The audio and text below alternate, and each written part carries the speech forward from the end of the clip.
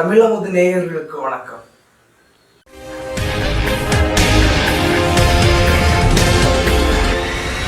வரலாறு தன்னை சில பொருத்தினங்கள் கொண்டு அலங்கரித்துக் கொண்டே இருக்கின்றது. அத்தகு பொருத்தினங்களுள் இன்று சற்று சிறப்பு வாய்ந்த தினம், பாவேந்தர் பாரதிதாசன் பிறந்த தினம். பாவேந்தரை தவிர்த்துவிட்டு அதற்கு பிந்தின தமிழ் இலக்கியத்தை கற்பனை செய்தல் என்பது யாருக்கும் இயலாத காரியம். பாவேந்தர் விதைத்து சென்ற விதைகள் தான் இன்று தமிழ் சோலையில் கனி தந்து கொண்டிருக்கின்றது என்று சொன்னால் அது மிகையல்ல. அத்தகு பெருமை வாய்ந்த இத்தினத்தில் மற்றொரு சிறப்புமிக்க ஆளுமையுடன் உங்களை சந்திப்பதில் பெருமகிழ்ச்சி அடைகிறேன். காலத்தின் வெற்றிடத்தை கவிஞன் தான் நிரப்புவான் என்பது சமூக இயங்கியல். மொழிதான் இனம், மொழிதான் நிலம். முன்னெந்த படைப்புக்காரனுடைய படைப்புகளில் ஒன்றும் நகல் எடுக்காது. மணிமேகலை காப்பியத்திற்குள் கலந்து போன ஆரிய கலாச்சாரத்தை களைந்துவிட்டு எழுதிய மணிமேகலை வெண்பா. பாவேந்தர் எழுதுகின்றார், இப்படி சாதி சண்டைகள் போட்டு மடிவதை விட அந்த எம்டன் கப்பலே மேலடா. வெண்பா, வஞ்சிப்பா, கலிப்பா, ஆசிரியப்பா என்னும் பாக்கள் போல் ஒரு புதியப்பா. அவர்தான் உங்கள் வினோபா. இந்தப்பா அரங்கிற்கு புதியப்பா என்று கவிக்கோ அப்துல் ரஹ்மான் அவர்களால் கவிதையுலகுக்கு அறிமுகப்படுத்தப்பட்ட பூட்டேற்றி கண்காடியா மேல்நிலைப் பள்ளியின் உதவி தலைமை ஆசிரியரும் எனது தமிழாசிரியருமான கவிஞர் ரே வினோபா அவர்கள் இந்த காணொளி வாயிலாக உங்களோடு உரையாற்ற உள்ளார்கள். தமிழ் அமுத நேயர்களுக்கு வணக்கம். கனியிட ஏறிய சுளையும் முற்றல் களையிட ஏறிய சாரும் பனி மலர் ஏறிய தேனும் காட்சி பாலிட ஏறிய சுவையும் நனி பசு பொழியும் பாலும் தென்னை நல்கிய குளிரிள நீரும் இனியன என்பேன் எனினும் தமிழை எண்ணுயிர் என்பேன் கண்டீர் என்று தமிழின் இன்சுவையை உணர்த்தி கூறிய பாவேந்தர் பாரதிதாசனுக்கு இன்று பிறந்த நாள். கிபி 1891 ஆண்டு ஏப்ரல் 29 நாள் இதே போன்று ஒரு புதன்கிழமை இரவு 10:15 மணிக்கு பாவேந்தர் பாரதிதாசனார் பிறந்தார். கனகசபை லட்சுமி அம்மாள் தம்பதியாருக்கு பிறந்த இவருக்கு 1920 ஆண்டு பழனி அம்மாவை மணந்து கொண்டார். இவருக்கு 4 குழந்தைகள். சரஸ்வதி, மன்னர் மன்னன், வசந்தா, ரமணி என்பது இவருடைய மழலையர்களின் புரட்சி பெயர்கள். பாரதியார் மீது கொண்ட பற்று காரணமாக தனது பெயரை பாரதிதாசன் என்று மாற்றி அமைத்துக் கொண்டார். சிறு வயதிலேயே இசை உணர்வும் பாட்டெழுதும் ஆற்றல் கொண்ட இவர் சுயமாகவே பாடல் எழுதி இளைஞர்களை மகிழ்த்து வந்தார்.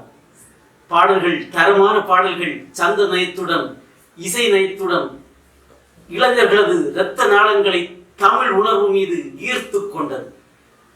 மிகச்சிறந்த தமிழ் புலமை பெற்ற இவர் சிறந்த பள்ளி கல்வியையும் கல்லூரி கல்வியையும் முடித்துவிட்டு தமிழாசிரியராகவும் கல்லூரி ஆசிரியராகவும் மிகச் சிறப்பாக பணிபுரிந்தார். வெற்றிடத்தை காற்று நிரப்பும் என்பது அறிவியல். காலத்தின் வெற்றிடத்தை கவிஞன் தான் நிரப்புவான் என்பது சமூக இயங்கியல். இவர் காலத்தின் வெற்றிடத்தை நிரப்ப வந்த மாபெரும் பாவேந்தர் என்பதை நாம் உணர்ந்து கொள்ள வேண்டும். மொழி அளாவிய எல்லை வரைதான் நிலம், நிலம் அளாவிய எல்லை வரைதான் இனம். எனவே மொழி எங்கு முடிகிறதோ அங்கு இனமும் முடிந்து விடுகிறது. மொழிதான் இனம், மொழிதான் நிலம். அறியாமை இருளகற்ற வந்த அணையாத அகல் விளக்காம் நம் தமிழ் மொழியில் இலக்கிய கொழுந்தாய் சுடர் விட்டு எரிய வந்த கவி கொழுந்துதான் நம் பாவேந்தர் பாரதிதாசனார். தமிழுக்கும் அமதென்று பேர், அந்த தமிழ் இன்ப தமிழ் எங்கள் உயிருக்கு நேர் என்று தமிழர்கள் அத்தனை பேருடைய நெஞ்சங்களிலும் தமிழ் உணர்வை விதைத்து சென்றவர் நம் பாரதிதாசனார். எங்கள் வாழ்வும் எங்கள் வளமும் மங்காத தமிழுக்கு சங்கே முழங்கு என்று தமது படைப்புகளில் தமிழ் உணர்வையும் லட்சிய உணர்வையும் தமிழர்களுடைய உடல் முழுவதும் சூடேற்றியவர் நம் பாவேந்தர் பாரதிதாசனார். இவர் KSR, கண்டெழுதுவோன், கிறுக்கன், கிண்டல்காரன், KS பாரதிதாசன் என்கின்ற புனைப்பெயர்களில் தேசிய ஒருமைப்பாடு, பெண் விடுதலை, சாதி சமுதாய நல்லிணக்கம், தமிழ் உணர்வு போன்ற பல்வேறு தலைப்புகளில் கவிதைகளையும் கட்டுரைகளையும் நாடகங்களையும் காப்பியங்களையும் எழுதி தமிழன்னைக்கு அணி சேர்த்தவர்கள். இவர் எட்டயபுரத்திலிருந்து கவிதை வளத்தையும் ஈரோட்டிலிருந்து பகுத்தறிவு சிந்தனை வளத்தையும் பெற்றுக் கொண்டவர்கள். குடும்பம் என்னும் அலகுக்குள் கூட்டு குடும்ப சமுதாய சிந்தனைகளை உயர்த்தி பிடித்த குடும்ப விளக்கு, காப்பியங்களின் இலக்கிய கூறுகளோடு காதலும் களங்கொண்ட பாண்டியன் பரிசு, வடமொழி இலக்கியத்தை உள்வாங்கிவிட்டு புரட்சி கவியாக எழுதி காட்டிய சஞ்சீவ பர்வதத்தின் சாரல், பொன்முடி, பூங்கோதை என்னும் வணிகக்குடி காதலர்களின் துன்பியலை செவ்வியல் செய்த எதிர்பாராத முத்தம், சாதி மத பேதமற்ற தமிழ் சமுதாயத்தை தொட்டு காட்டிய குறிஞ்சி திட்டு, சிலப்பதிகாரத்தை பகுத்தறிவு பார்வையோடு படைத்து காட்டிய கண்ணகி காப்பியம், மணிமேகலை காப்பியத்துக்குள் கலந்து போன ஆரிய கலாச்சாரத்தை களைந்துவிட்டு எழுதிய மணிமேகலை வெண்பா, கனல் மணக்கும் கட்டுரைகள், தமிழர் மீட்சி மாட்சி என்கின்ற பொருள்களில் வியத்தகு நாடகங்கள், திராவிடம் சுமந்து நிற்கும் அனல் வரக்கும் கவிதைகள் என நம் பாவேந்தரின் படைப்புலகம் ஒரு பரந்து விரிந்த படைப்புலகம்.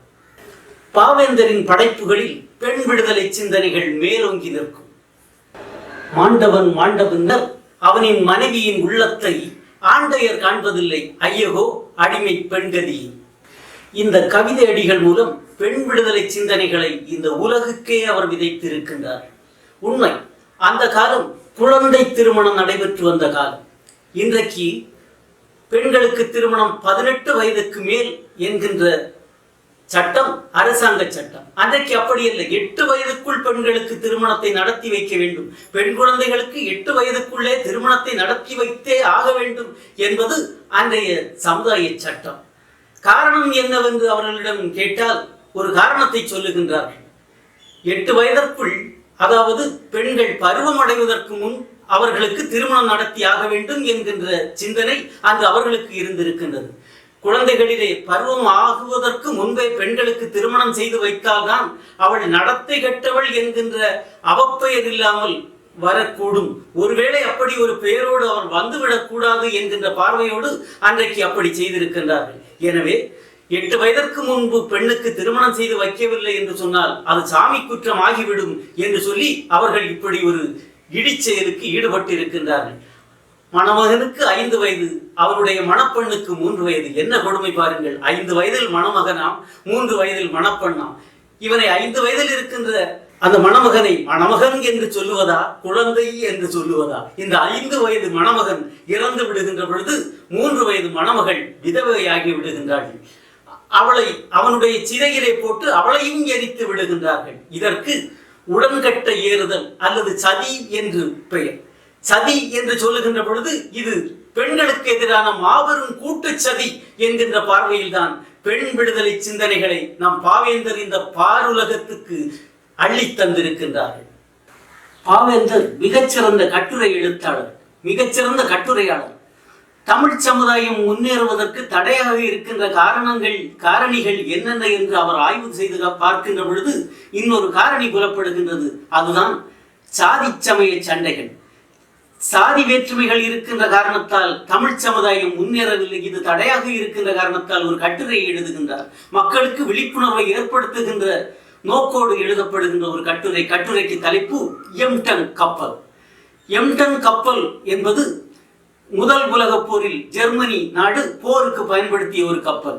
இந்த கப்பலில் சென்னையில் குண்டை போட்டு இருக்கின்றார்கள். அதனுடைய நினைவு சின்னம் இன்றைக்கும் சென்னை கோட்டைக்கு அருகிலே நாம் பார்க்க முடியும். சென்னை கோட்டைக்கு அருகிலே சென்னையிலே குண்டை போட்ட கப்பல் அடுத்து பாண்டிச்சேரியை நோக்கி நகர்ந்து வருகின்றது. எனவே அடுத்த குண்டு பாண்டிச்சேரிக்கு என்கின்ற தகவல் காட்டு தீ போல பரவியது. எனவே பாண்டிச்சேரியிலே இருந்த அங்கும் தமிழ் மக்கள் அத்தனை மக்களும் புலம்பெயர்கின்றார்கள். கூனிச்சம்பட்டி என்கின்ற ஒரு பக்கத்து கிராமத்துக்கு அத்தனை பேரும் ஒட்டுமொத்தமாக செல்லுகின்றார்கள். அங்கே கூட்டமாக தங்குகின்றார்கள், இல்லங்களிலே தங்குகின்றார்கள்.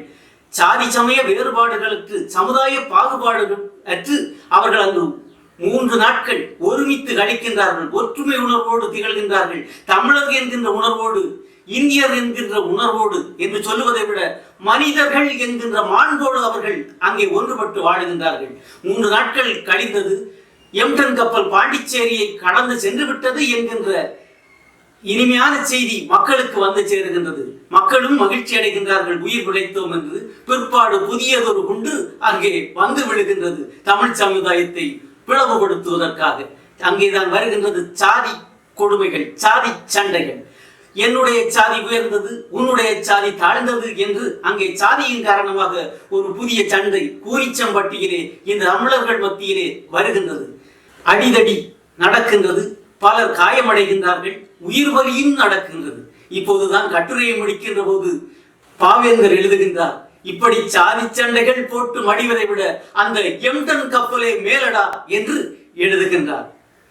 என் அன்பு தமிழ் சமுதாயம் சாதிகளற்ற சமுதாயமாக இருக்கின்ற பொழுது தமிழகம் சிறப்பு மிக்க தமிழகமாக இருக்கும், தமிழர்கள் சிறப்பு மிக்கவர்களாக இருப்பார்கள் என்பதை இந்த கட்டுரை வாயிலாக மக்களுக்கு விழிப்புணர்வாக எடுத்துரைக்கின்றார் பாவேந்தர். தூய உள்ளம், அன்புள்ளம், பெரிய உள்ளம், தொல்லுலக மக்கள் எல்லாம் ஒன்றே என்னும் தாயுள்ளம், தனிலன்றோ இன்பம், அங்கே சண்டை இல்லை தன்னலந்தான் தீர்ந்ததாலே என்று முடித்திருப்பார். மக்கள் ஒன்றுபட்டு வாழ வேண்டும், ஒருமைப்பாட்டு உணர்வோடு இந்த சமுதாயம் இயங்க வேண்டும் என்று சிந்தித்த இவர் 5 ஆண்டுகள் பாண்டிச்சேரி சட்டப்பேரவையில் சட்டமன்ற உறுப்பினராகவும் மிகச் சிறப்பாக தரம்பட செயலாற்றி இருக்கின்றார்கள். கல்விப்பணி, இலக்கிய பணி, சமுதாய பணி, அரசியல் என்றெல்லாம் முத்திரை பதித்த இவர் திரைப்படத்துறையிலும் சாதனை படைத்திருக்கின்றார். இந்த எளிய மனிதருக்குள் இத்தனை கவிப்பிளம்புகளா, இந்த தமிழாசிரியருக்குள் இத்தனை கவிதை விருட்ச விதைகளா என்று எண்ணி பார்க்கின்ற அளவு இவருடைய சிந்தனை திறனும் செயல்திறனும் உலகம் போற்றும் விதத்தில் அமைந்திருக்கின்றது. இப்படிப்பட்ட மாபெரும் சாதனைக்கு சொந்தக்காரராக திகழ்ந்த நம் பாவேந்தர் பாரதிதாசனார் 1964 ஆண்டு ஏப்ரல் 21ஆம் நாள் இயற்கை எய்தினார். உழைப்பிலேயும் உண்மை தொண்டிலேயும் தம்மை இணைத்துக் கொண்டவர்கள் தம் வாழ்வில் நிகழ்காலம் உண்டு, எதிர்காலம் உண்டு, இறந்த காலம் என்ற பேச்சுக்கே இடமில்லை. அவர்களது இரவாத புகழ் மறவாது மண்ணில் நிலைக்கும். நன்றி, வணக்கம். மீண்டும் அடுத்த வாரம் மற்றொரு தமிழ் ஆளுமையுடன் சந்திக்கும் வரை உங்களிடமிருந்து விடைபெறுவது உங்கள் வினோ மற்றும் ஒளிப்பதிவாளர் ஆஸ்டின். நன்றி.